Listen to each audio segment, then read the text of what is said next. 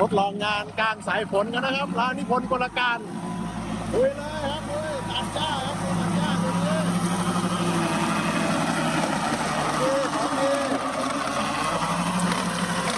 หญ้าเปียกก็ตัดได้ครับตัดจนขาดเลยโอ้ครับดูเนี่ยขาดทวิ่ง2 รอบ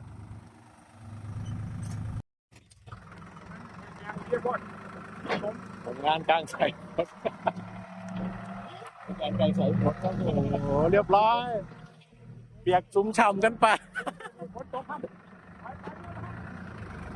เทวดาอวยพรนะตอนนี้